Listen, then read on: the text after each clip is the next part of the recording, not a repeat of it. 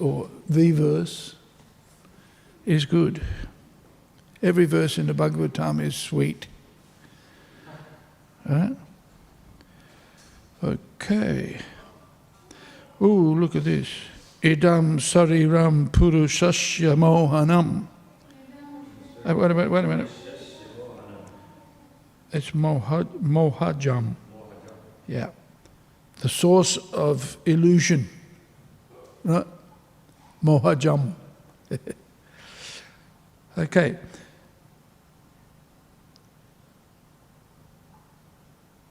Idam shariram purushasya mohajam.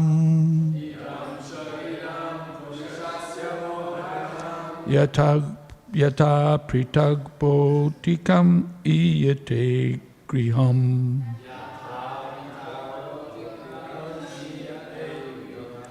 Yata takai partiva taijasarjana.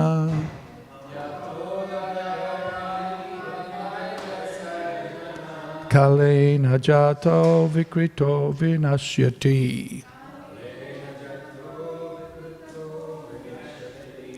Idam sariram purushasya mohajam.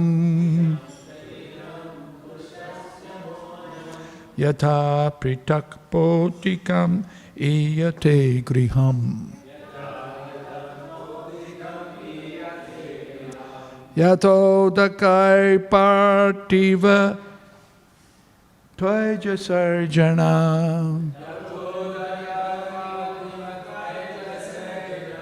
Kalena jato vikrito vinasyati. Idam sariram purushasya mohajam. Yata pritag bodhikam iyate griham.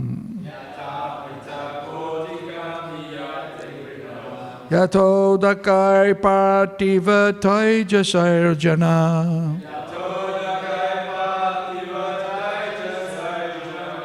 Kalena jato vikrito vinasyati.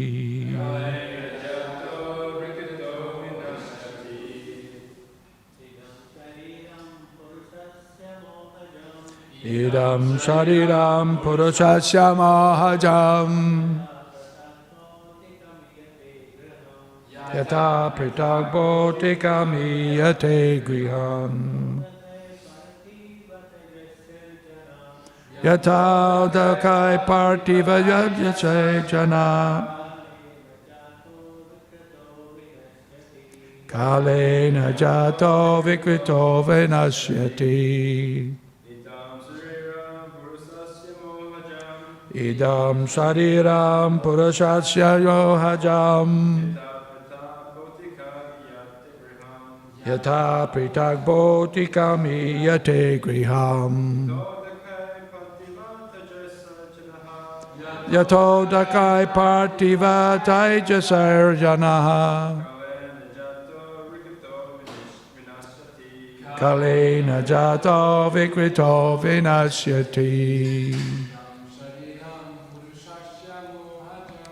Idam sariram purushasya mohajam. Yata pritag bodhikam iyate griham. Yato dakai partiva taijasarjana. Kalena jato vikrito vinasyati.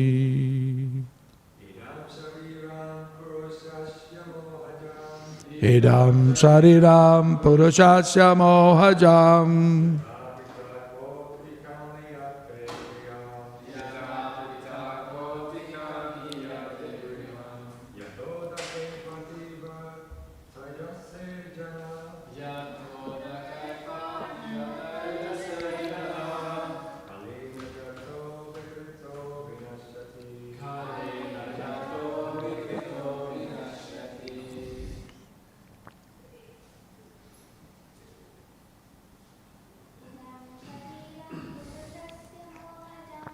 Idam Shariram Purushasya Mohajam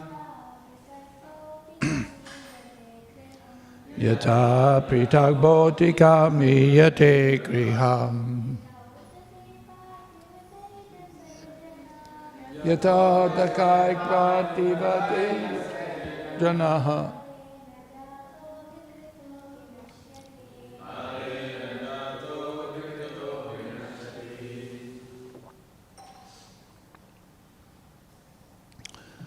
Idam, this, Shariram, body, Purushasya, of the conditioned soul,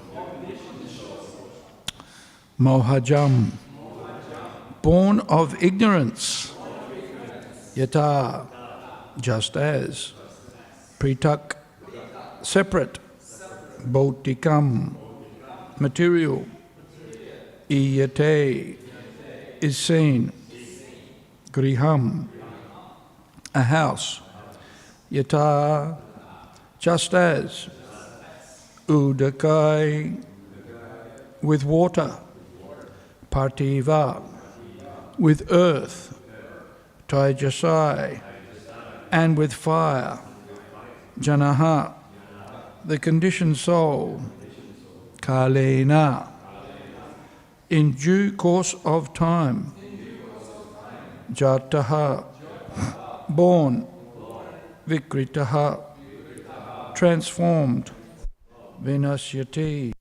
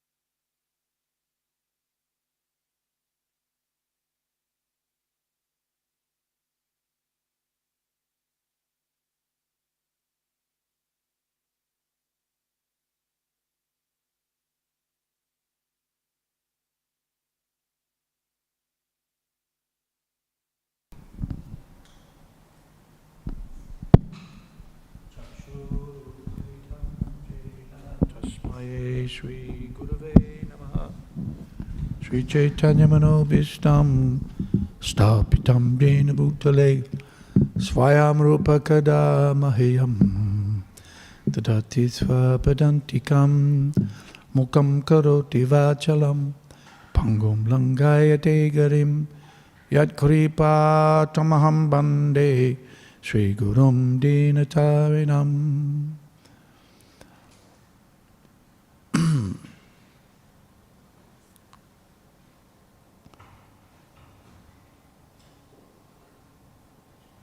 Idam Shariram, this body, Purushasya Mohajam, the Purusha the living entity, the person, out of ignorance, born from ignorance, mohajam,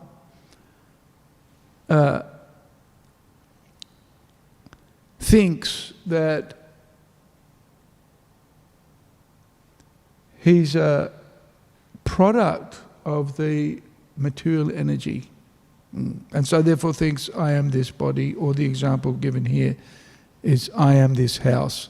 Or Prabhupada often would refer to the motor car. When people there's an accident, then the owners of the car hop out and berate each other. You hit me. Of course they did. The vehicles collided, not the individual drivers. So this is ignorance, this identification with the body. Mohoyam mamama meti, isn't it? Mohayam, this illusion that we are the body. Although, of course, there's a combination of the material elements and the spirit soul, and without the presence of the soul, the body doesn't work. So there is a connection, right? Just like the microphone doesn't work without a battery. The material elements won't in and of themselves move without the presence of the soul. But the point that's being made here is that the material elements and a living entity always exist in, they each have their separate identity. And that the living entity always remains transcendental to the comings and goings of the material nature, right? But because of the covering potency of the material energy, the spirit soul is actually superior to the material energy, right? By itself, the material energy doesn't move. Dull matter can't move by itself. It requires the presence of the superior energy, the living entity, for its what shall we call it? For the interactions, for the movement, for the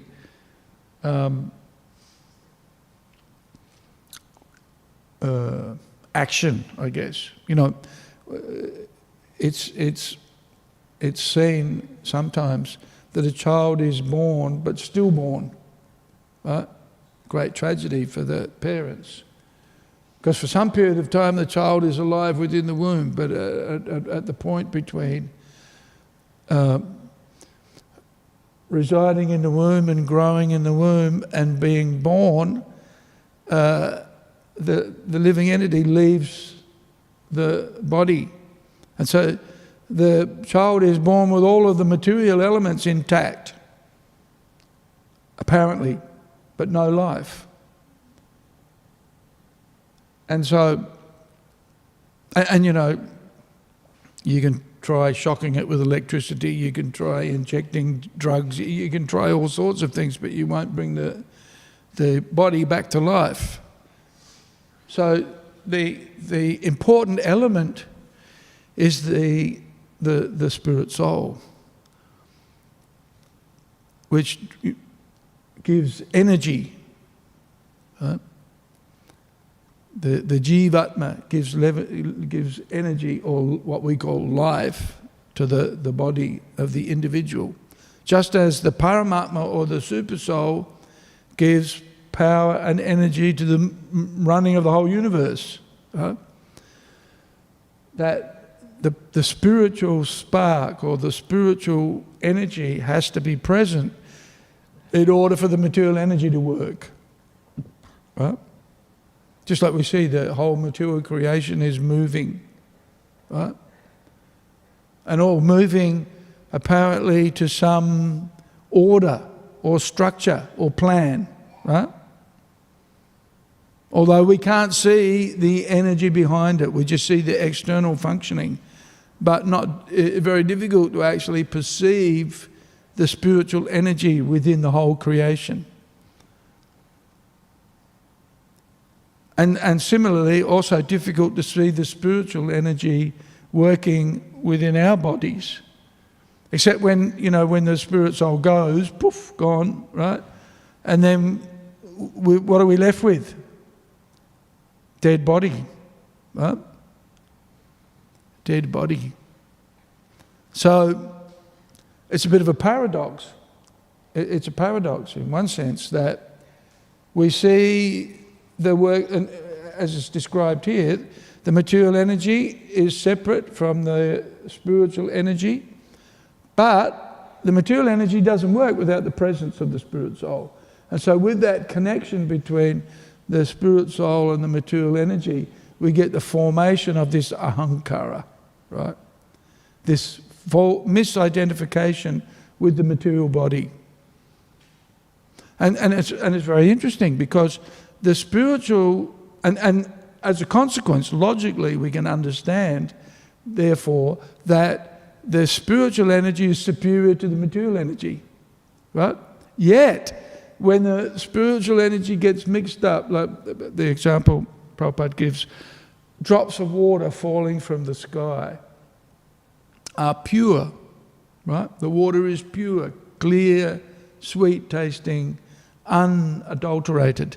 But when the drops of water falling from the cloud hit the dirt, right, and then get mixed up with the dirt, the pure identity of the water, the presence of the water, is covered by the fact that we've got, what do you get when you mix dirt with water? Huh? Mud, yeah.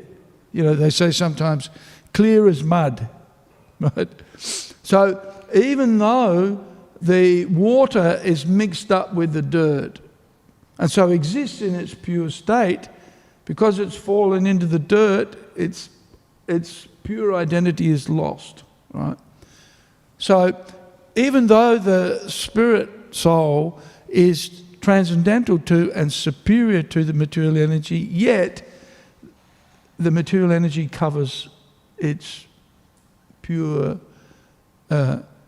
presence, its pure identity. The pure identity of the living entity is lost because it gets covered over by the material energy, which is supposed to be inferior, but it has potency. Right? So it's described how in the creation there's the spiritual energy, the supreme pure, the personality of Godhead and all of his expansions. And then there's the jiva, that's us. And then there's the material energy, the prakriti. And the living entity, whilst being part and having qualities, the qualities of the pure spiritual energy, it is considered tatashta, is the Sanskrit word, tatashta. So there's the antaranga shakti, which is the spiritual energy. There's the tatashta shakti, which is the marginal energy, the living entity, and then there's the material energy, and the prakriti. And the tatashta shakti can be influenced by either the spiritual energy or the material energy. That's why it's called marginal.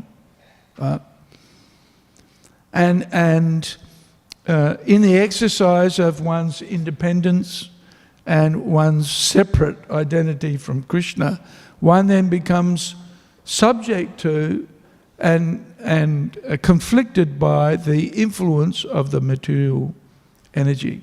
And under that influence then, the living entity, rather than understanding their spiritual source or their spiritual identity, the influence of the material energy is such that it covers over one's original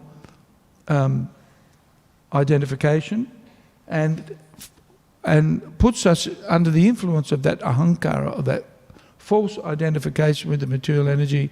And so we think in terms of, what are the examples given here? Or what's the example given in the verse? House. My house. Right? My car. You see that with children. You know, they get given a toy, and then if you try to take it from them, mine, mine, mine. Right? Mine, mine, mine. And adults too. It's not just children. Children just make more of a childish, they have a childish approach to things. Adults are more sophisticated.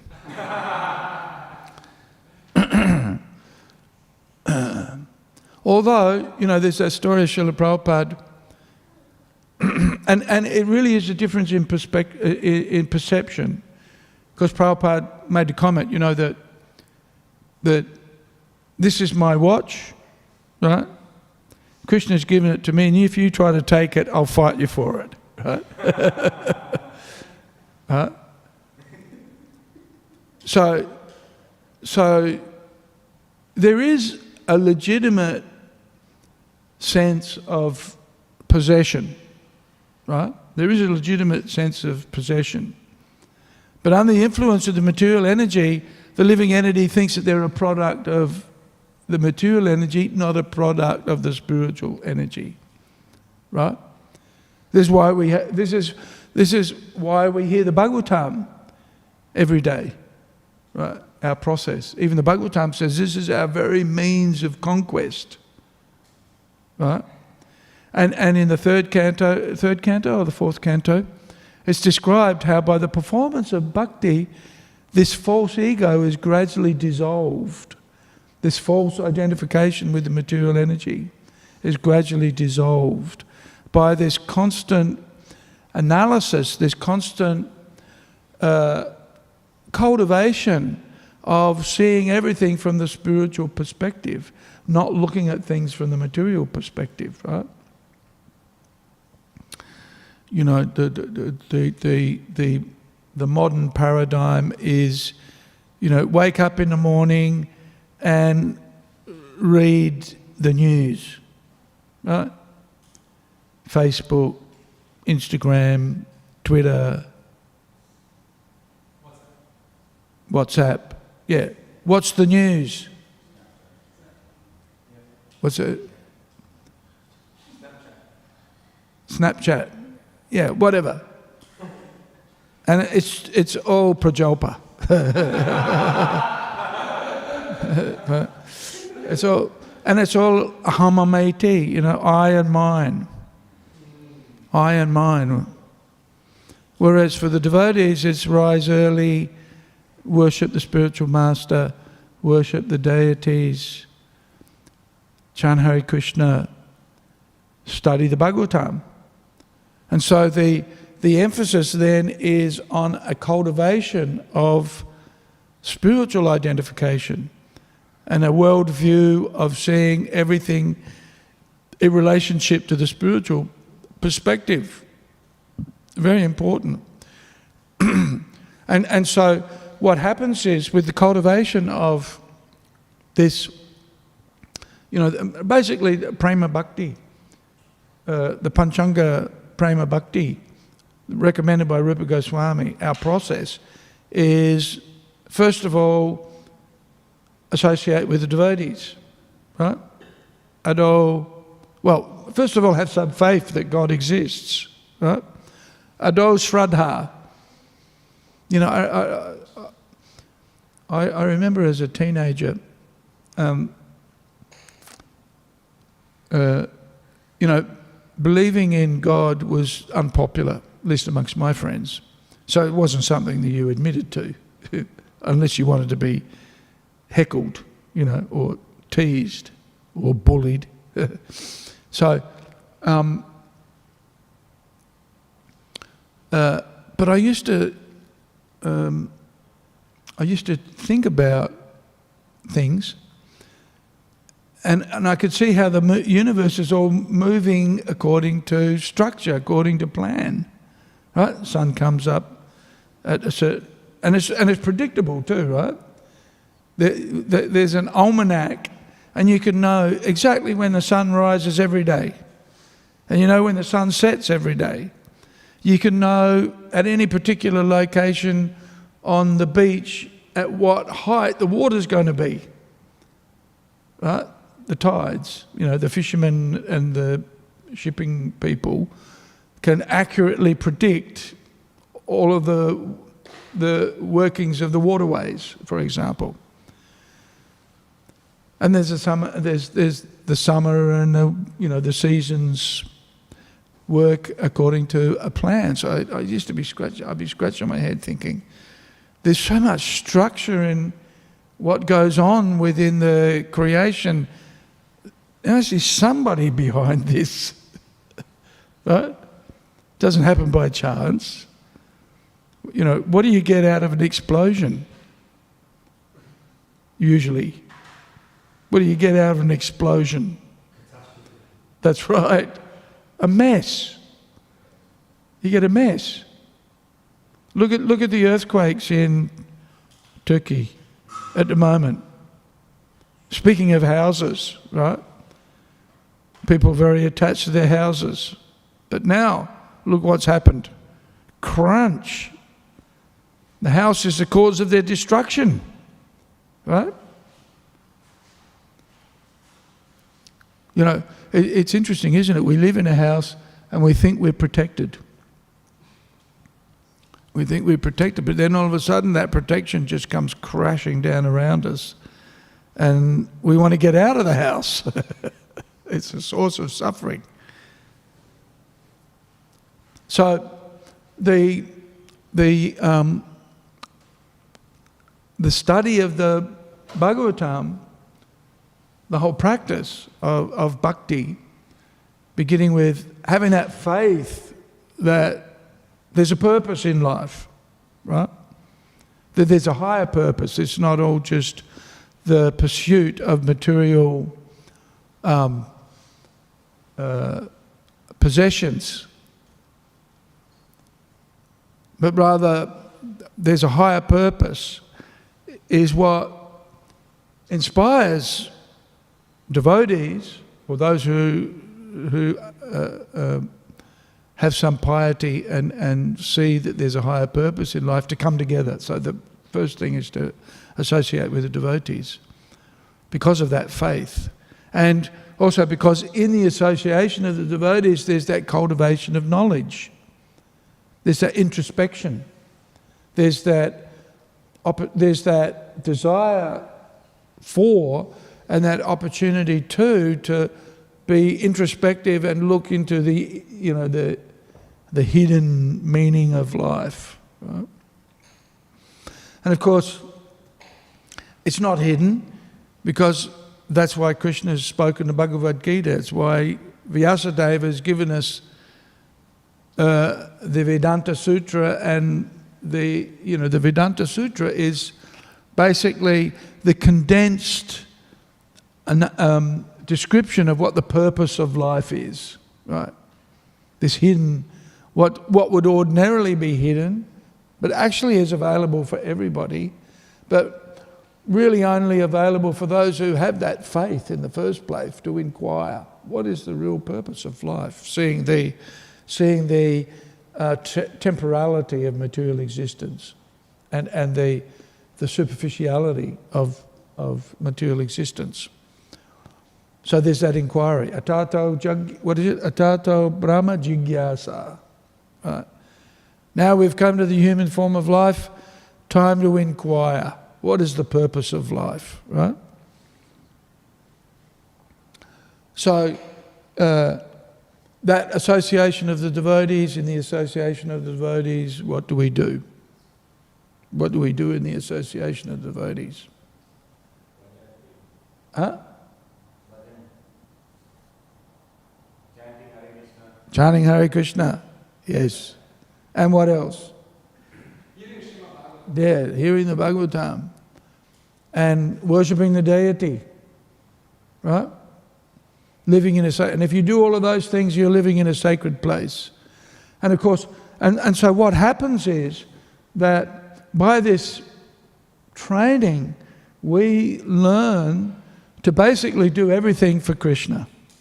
Our daily meditation becomes service to Krishna, service to the deities, right? Prabhupada says, nothing second class, right? Everything has to be first class for Krishna.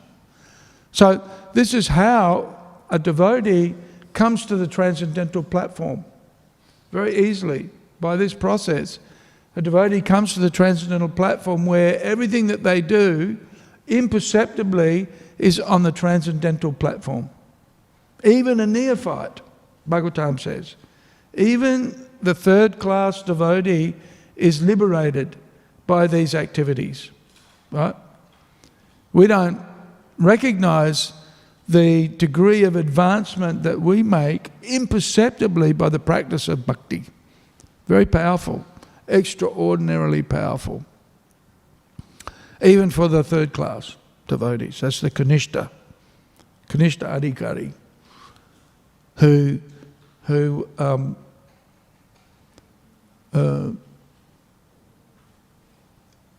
is considered, the lower class devotee, but actually the lower class devotee is already way more advanced than anybody else, right? Transcendental, practically speaking, if their activities are performed according to the instructions of the spiritual master, right? Rises early, chants his rounds, goes to the program, hears the Bhagavatam, does his service, sticks to the principles, then that devotee is considered, what is it? Iha dasya hare dasye kamana manasa gira jivan mukta, what is it? Nicholas vapyavastasu jivan mukta sa uchyate, right? It is said, uchyate. Right? We have that uchu means to speak, isn't it? Yeah. So it is said that person who's engaged in Krishna's service is jivan mukta, kamana manasa gira. Their actions, their thoughts and their words are all in relationship to Krishna. This is why, the following the instruction of the spiritual master is that's the real mercy of the Guru, right? The real mercy of the spiritual master is to be given the instructions. And why we worship Rupa Goswami, because Rupa Goswami has given us, and why Srila Prabhupada translated the Bhakti Rasamrita Sindhu, and interestingly the Nectar of Instruction, right? Because they're basic instructions for, here's what Hare Krishnas do, right? Here's what we do to become liberated. And it's interesting, even though a devotee looks like other people, right? We're running around doing so many things, running restaurants, going to the bank, negotiating with the council, having fights with your neighbours, stuff like all the things that everybody else does. So it looks the same. The activities look the same, but the activities are not the same because the goal of the activities of the devotee is for Krishna's pleasure and for Krishna's satisfaction and for the pleasure of the devotees. And so the purpose is transcendental.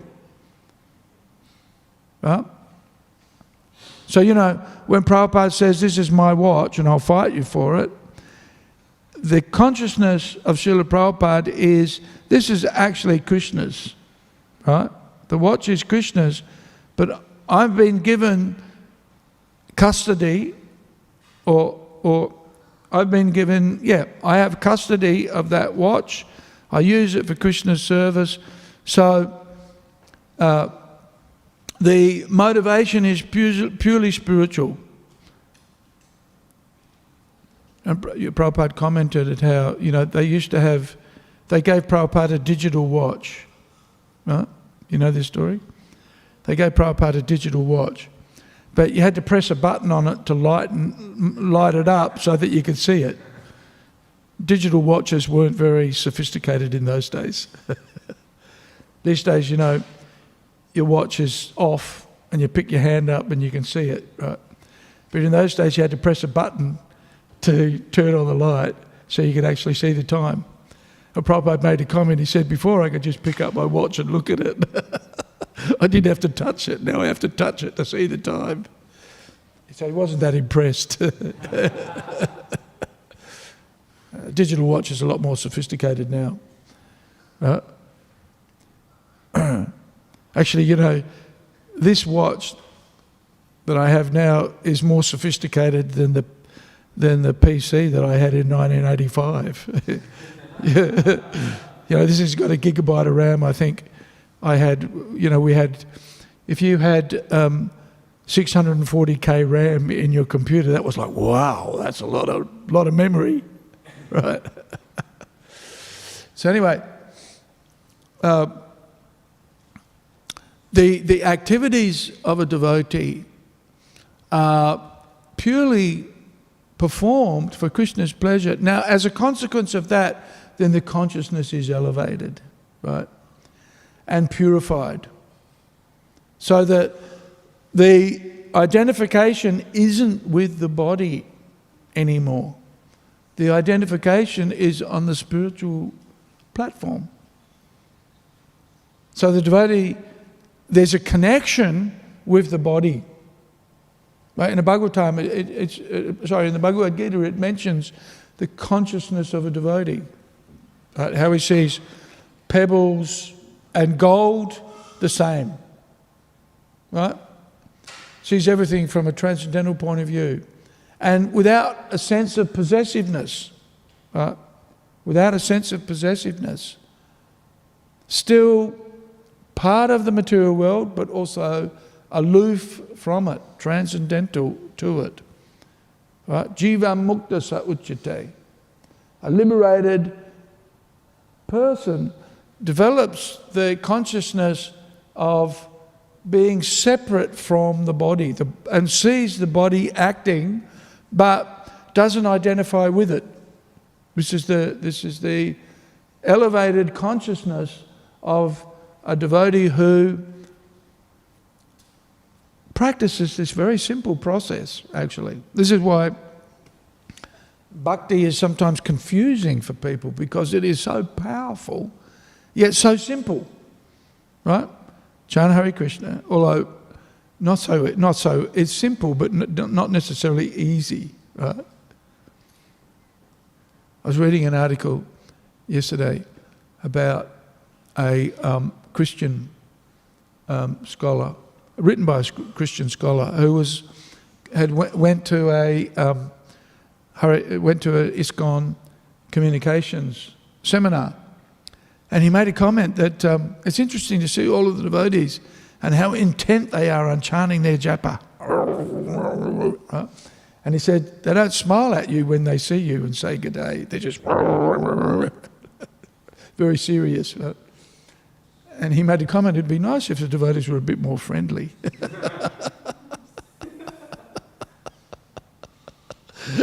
And of course, devotees are friendly. It's just the chanting of Hare Krishna is, even we say it's simple, it is not so simple actually. Right? Controlling the mind is not that easy. And that's confirmed by Arjuna in the Bhagavad Gita, by the way. Right? He says to Krishna, what is it? Chanchalam hi mana Krishna. My mind is all over the place. But by this constant practice, Bhagavad Gita, Krishna says, yes, the mind will be disturbed, but there's a practice, right? And the practice is keep bringing the mind back. Right? The mind will wander, but keep bringing it back under control. So by this process, looks simple, Not so simple. Application is actually requires, what is it? Utsahan nishchaya daryat, right? Requires constant endeavour. Tat tat karma pravartanat, adherence to the regulated, to the rules, basically.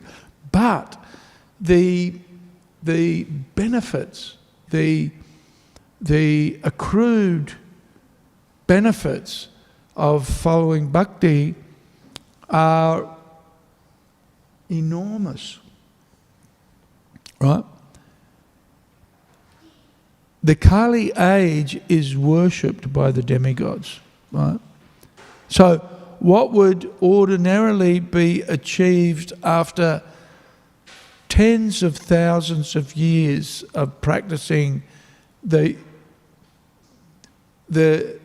yoga system, right, can be achieved in a few years in the age of Kali by this process of bhakti, right? So the process of bhakti should never be minimized or diminished, or seen in a diminished way. The potency should never be underestimated, because the same elevated consciousness that was earned by the yogis practicing for tens of thousands of years can be acquired in the Kali Yuga by this process in a few years, right? So very powerful. So this ahankara, or this identification with the car, with the house, with the body, right, is easily transcended by one who follows the process of bhakti. And that's these basic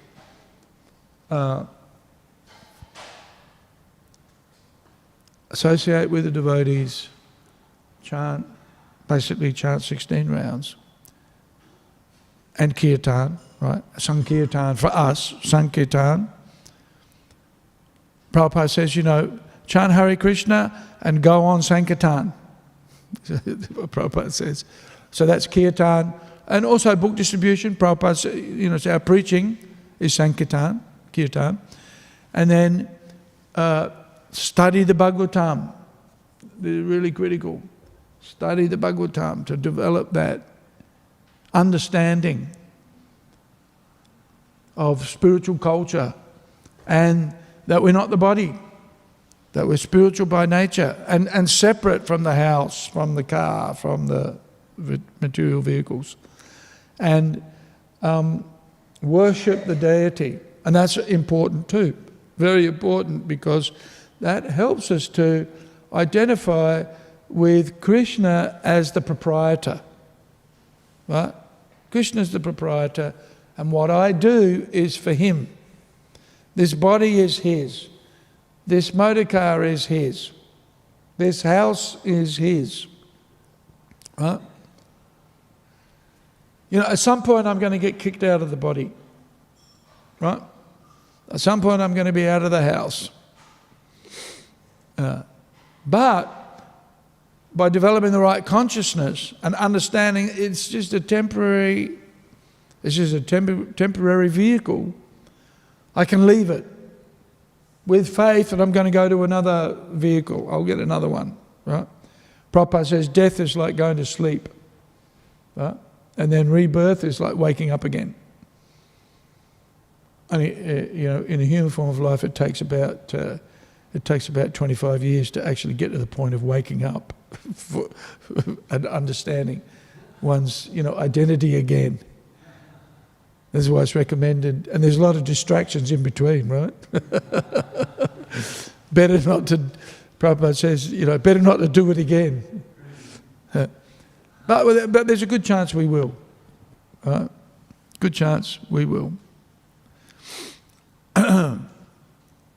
But the value, this underlines the value of devotional service and the value of good association, right?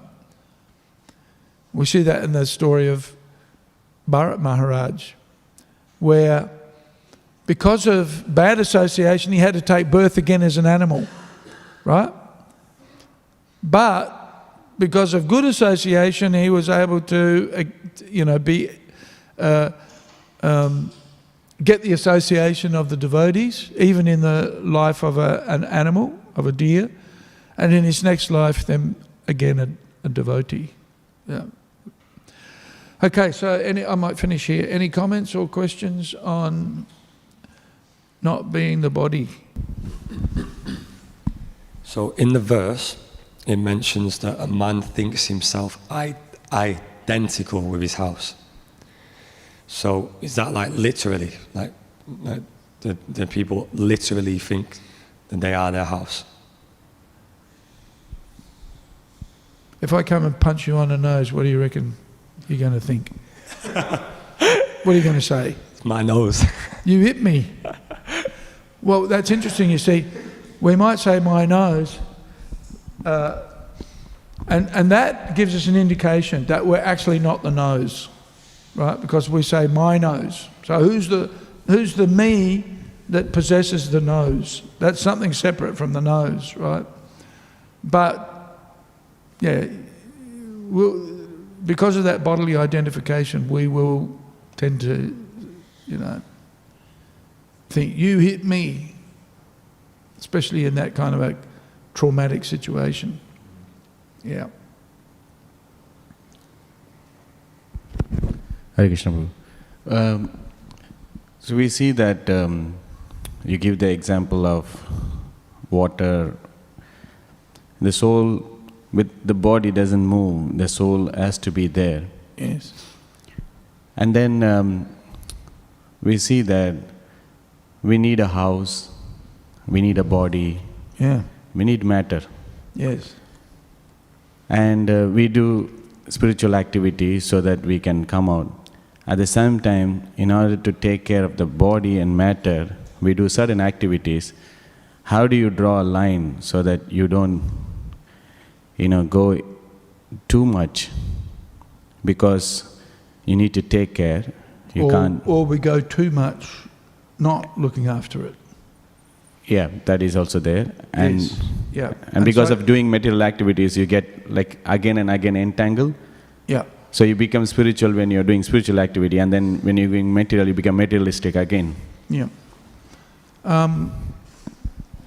So, yukta hari viharasya, yukta cetasa, yukta kamana cetasa, yukta swapna vibodhasya, yogo bhavati dukkha. Krishna recommends regulation. So,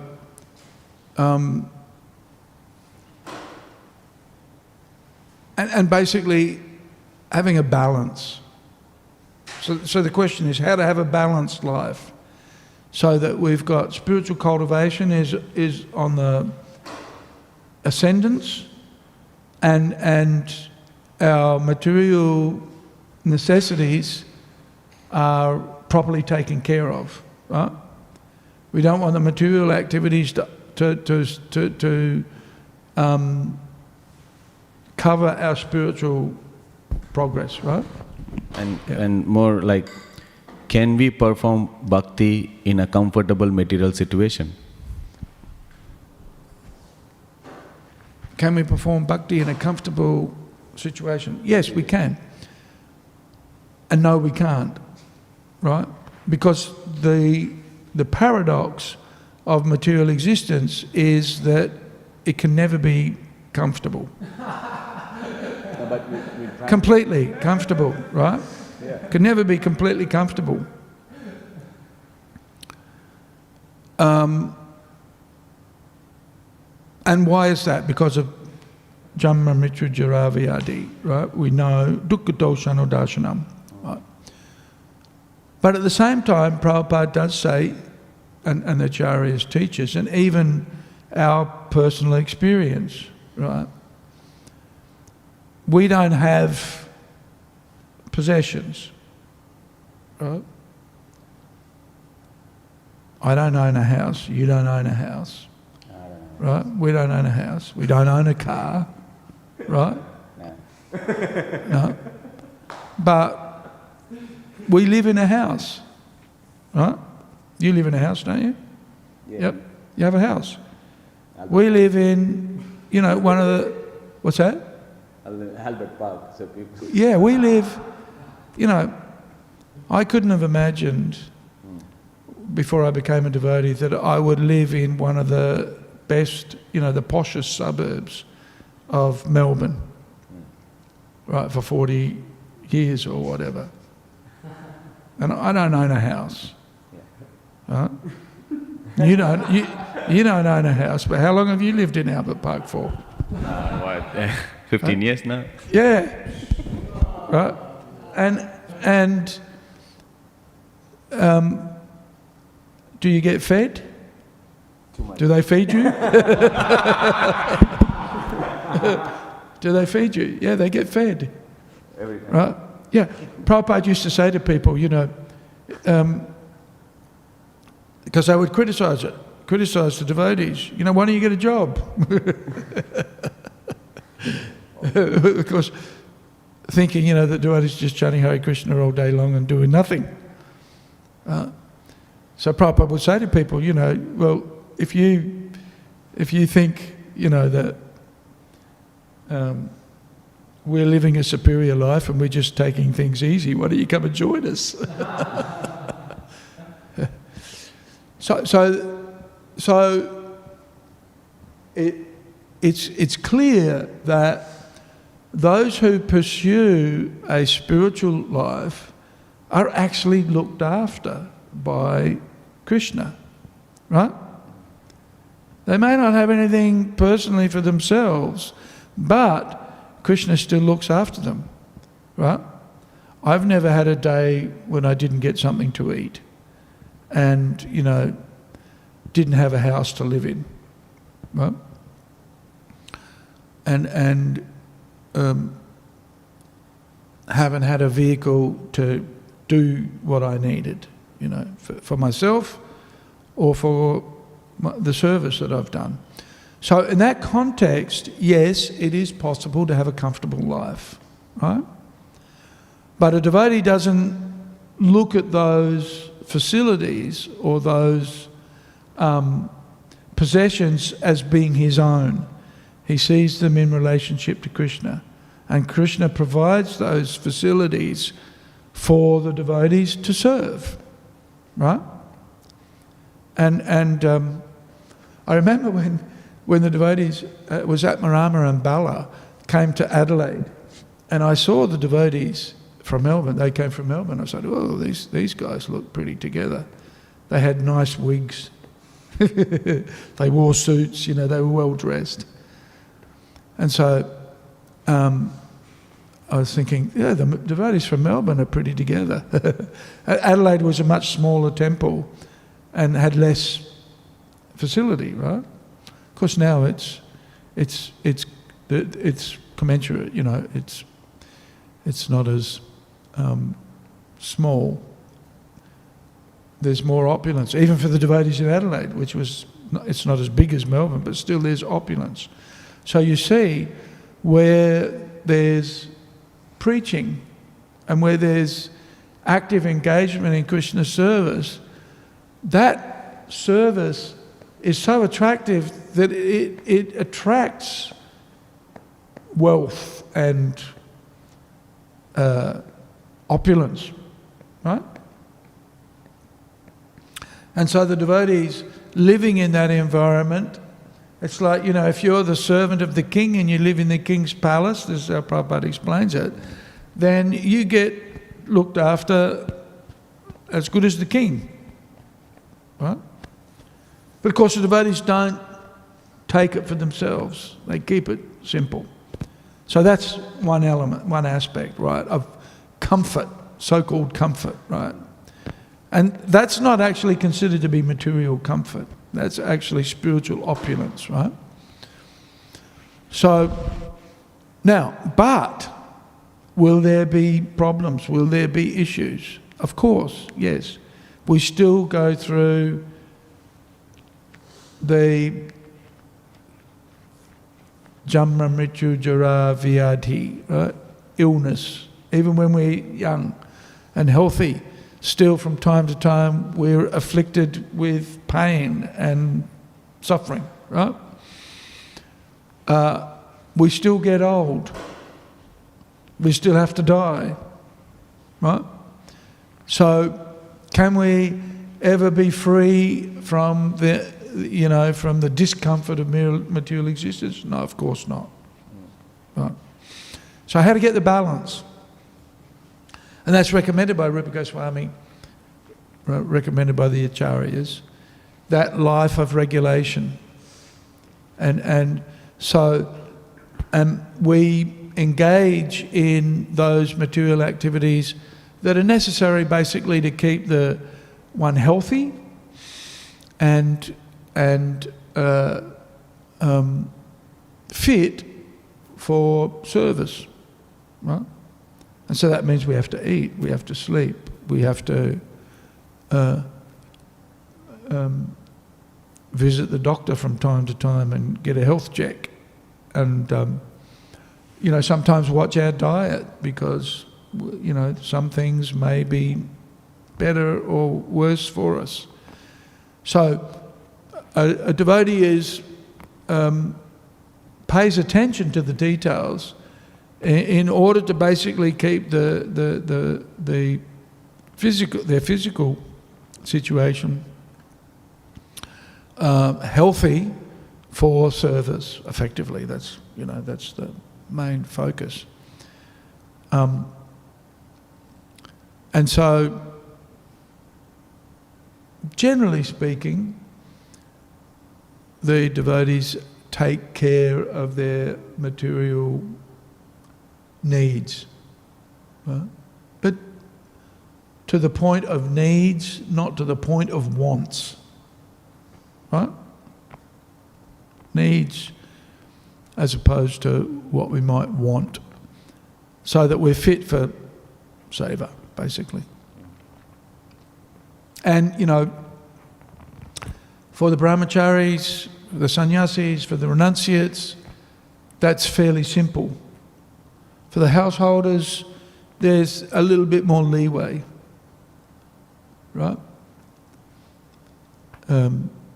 Managing wife and family, managing one's family, the relationship with one's wife and one's children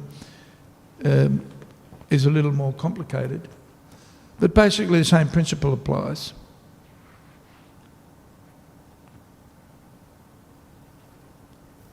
And if that's then facilitating the chanting of Hare Krishna, the study of the Bhagavatam, the service to the deities, the association of the devotees, the result ends up being the same. And so, we see the description of very exalted devotees as sometimes the most wealthiest, most influential. Like Ambarish Maharaj is pretty much the epitome of bhakti, right? Savaimana Krishna Padara Vindayo, etc.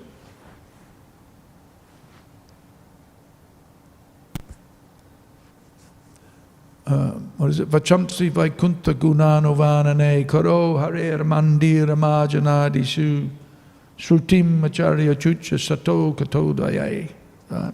The description of Ambarish Maharaj and his performance of bhakti, and he's our exemplar, and he's the emperor of the whole universe, practically speaking. So how wealthy is he? Phenomenally wealthy, phenomenally influential, yet by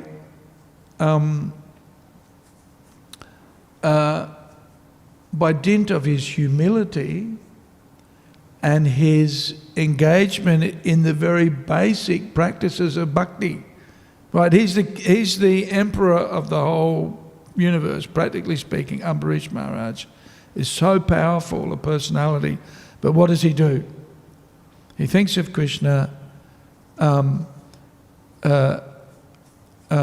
he associates with the devotees, he goes to the temple, right? Karo Hare Mandira. And then what does he do when he gets to the temple? Marjana Dishu. He cleans the temple. Right? He doesn't go to the temple and everybody bows down to him because he's the emperor of the universe. He goes to the temple and looks at the roster and says, "Can I clean the temple room? Can I put out the rubbish?" Basically, right? That's marjana, cleansing the temple, which means putting out the rubbish, right? Realistically. So here's the emperor of the whole universe, but what does he do? He comes and does a bhakta's service. So washes the pots, effectively. Huh? So here's the exemplar of a devotee. Huh? And you see that, there are some devotees here who just like to come to the temple to do service, and they don't actually care what kind of service they do. They happily do whatever is offered. Because the bhakti rasa, the pleasure that they get from just doing anything far exceeds anything else that they could possibly do. Right? So they're happy, to just be at the temple and just be a bhakta, like Ambarish Maharaj. and then that gives the highest, of realizations and the highest experience. So much so, I remember when Ajit Rupa and I used to first go to the temple, we'd love to do service, but things would get pretty intense. And we think, I've got to get out of this place. Got to go home and have a break, But then the next morning, I've got to get back to the temple. Got to get back and do something. Right? So very interesting. There's one of the Madhajis, she was complaining, my daughter always wants to stay at the temple. Right? I can't get her to come home. Right? And then I said to her, what do you do? I notice that you spend a lot of time at the temple. I think she gets it from you.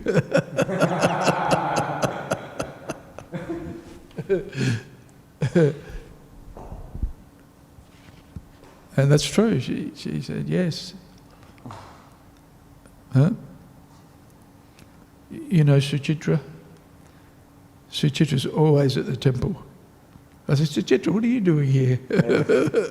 Don't you have a home to go to?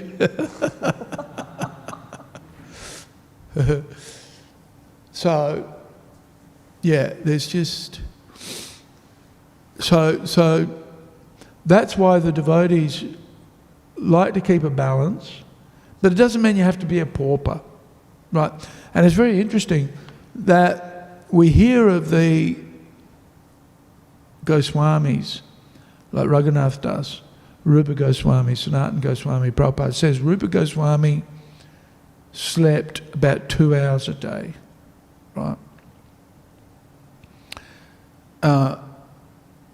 Because of his absorption in his, basically these devotees who transcend even the material platform, they're so deeply absorbed in their siddha deha, their swarup, their siddha swarupa, right?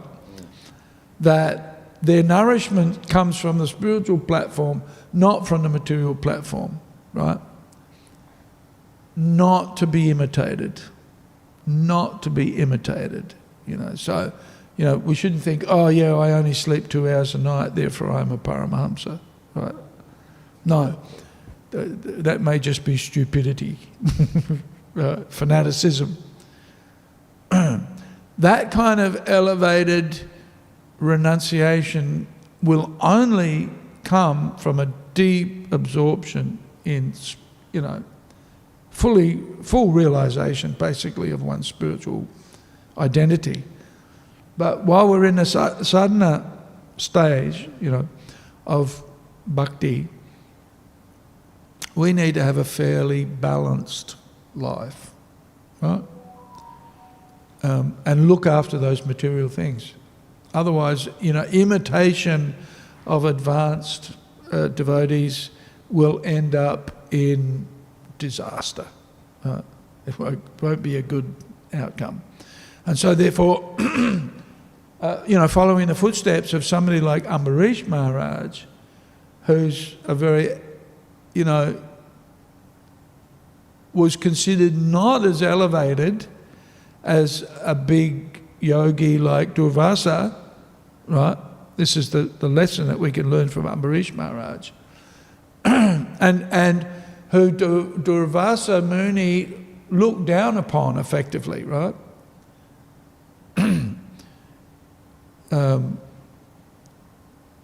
But who was eventually revealed as the more advanced. Right? It was Durvasa Muni was embarrassed because of his offensive treatment of Ambarish Maharaj.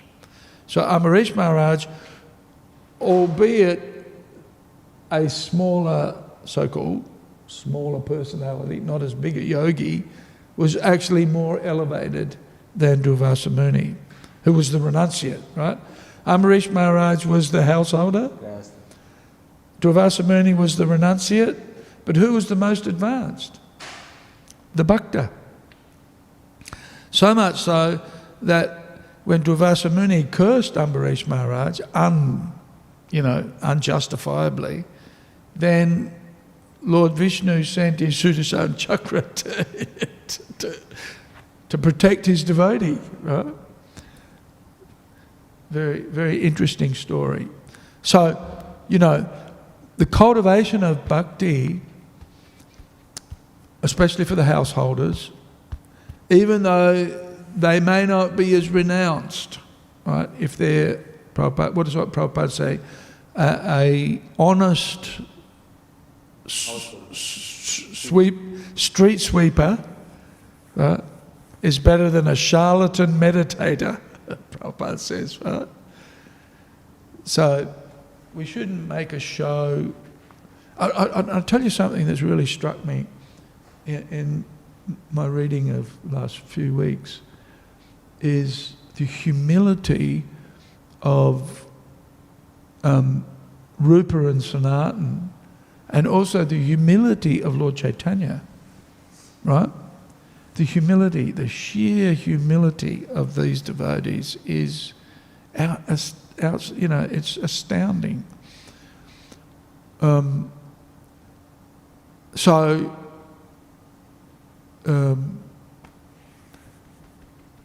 The devotee doesn't think of himself or herself as a big personality. They're always thinking of themselves in a very humble way, right? This is knowledge, learning, right? That extreme humility. So we see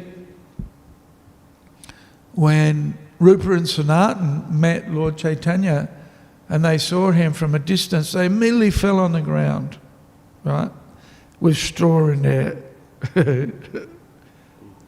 teeth, right?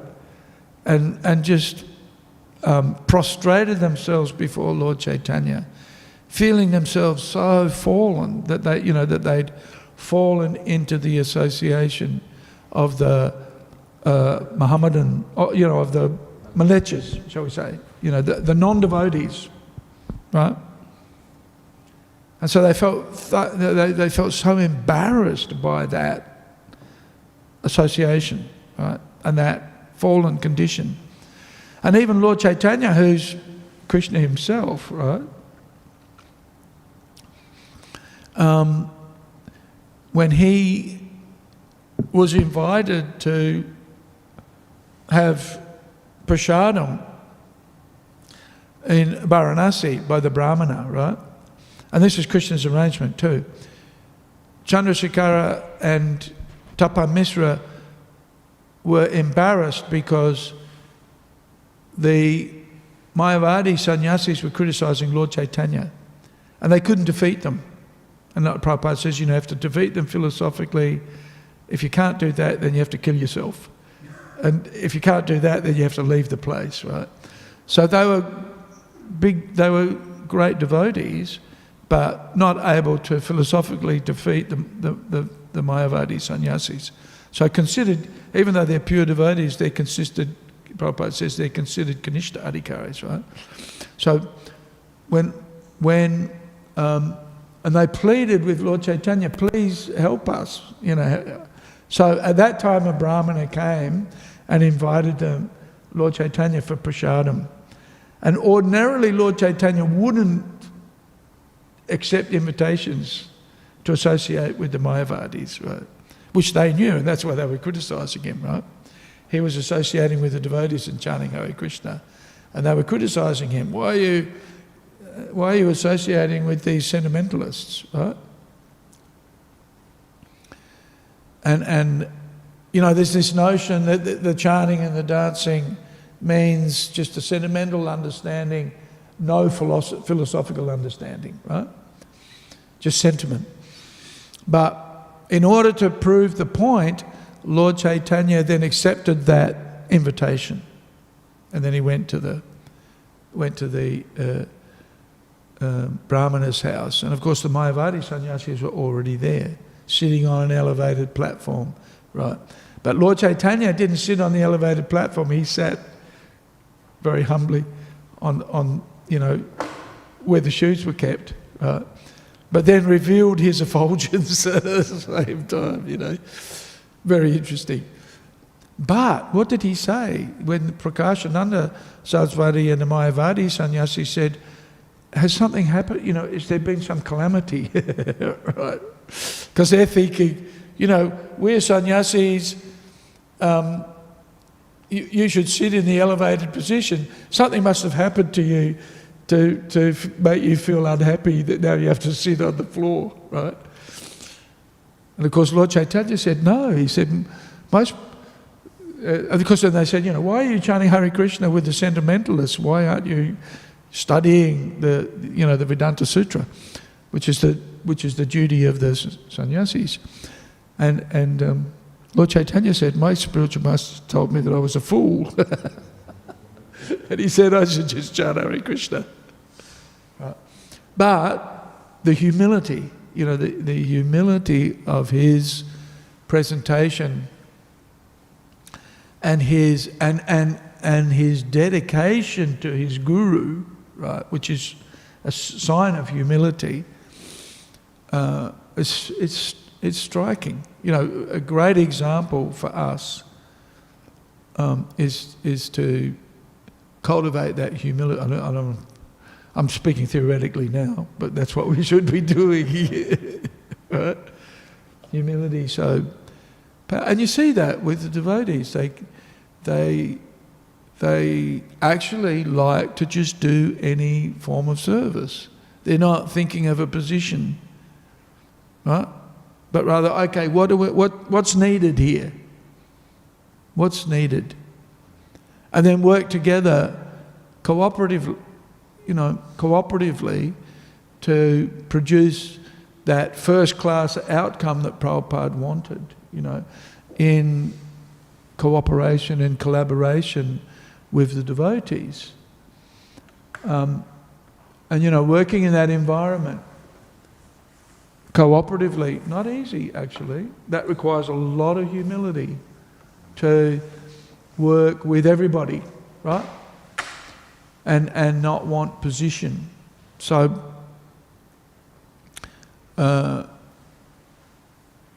getting back to your original question, how do we keep the balance? Humility has got a lot to do with it.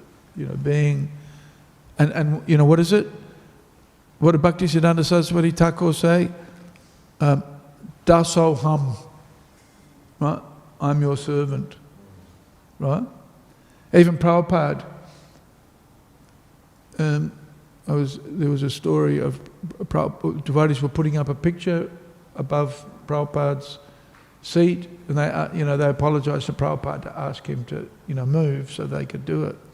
And Prabhupada said he was happy to do that. He said, actually, you can stand on my head to do service. And that's exemplified by, Lord Chaitanya in the Jagannath Mandir, and that elderly lady was so enthusiastic to see Lord Jagannath, she stood on Lord Chaitanya's shoulders, right, to see the deity, right? And Lord Chaitanya encouraged her. Well, he wasn't thinking, hey, I'm the Supreme Personality of Godhead, what are you treading on me for? He was happy because she was so eager to see Lord Jagannath. He was eager to serve her because of her keenness to see the Lord.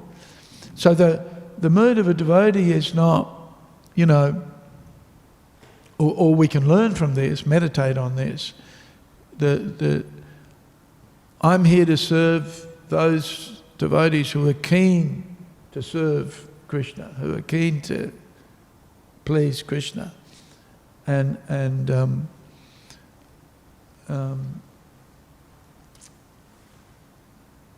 that's a good element of keeping that balance in not allowing material pursuits to crowd out our devotional life. And of course our devotional life is in the Sangha of devotees. Right? Our activities are actually non-different from the Sankirtan pastimes of Lord Chaitanya in Navadvip. What we're doing now is the same. Right? That's the potency of the Sankirtan movement. So, we think, oh, Lord Chaitanya and his pastimes, oh, it'd be nice to be an associate of Lord Chaitanya. But actually we already are. Right?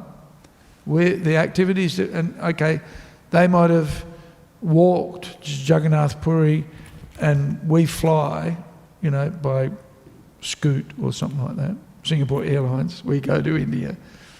But that's the same activity, actually. Well, as the residents of Kulinagram walking to Jagannath Puri for association of Lord Chaitanya, that's the same as us getting a ticket and going to study at the VIHE in Vrindavan, right? Same activity, actually. So our activities are the same as the activities of the residents of Navadvip and Kulinagram, and the activities of Advaita-Acharya and Nityananda Prabhu and Narottam and Shyamananda, and what we're doing is the same as what they were doing. Huh?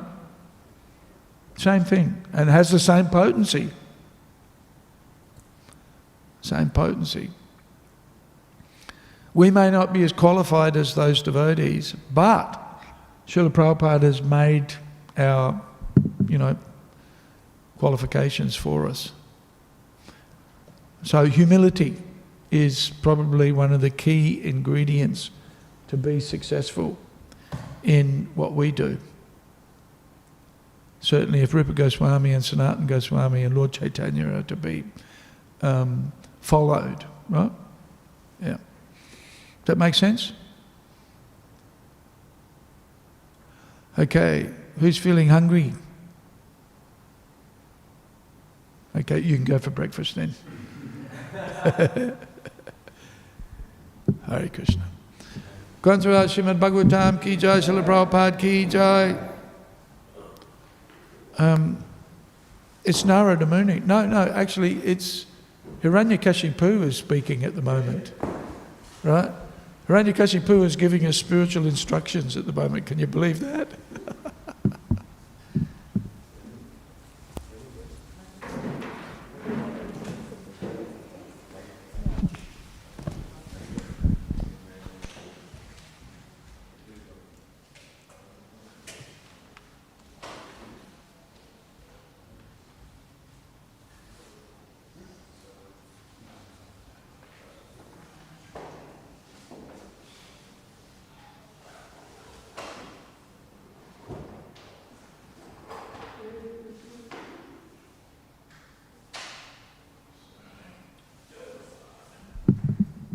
Mm.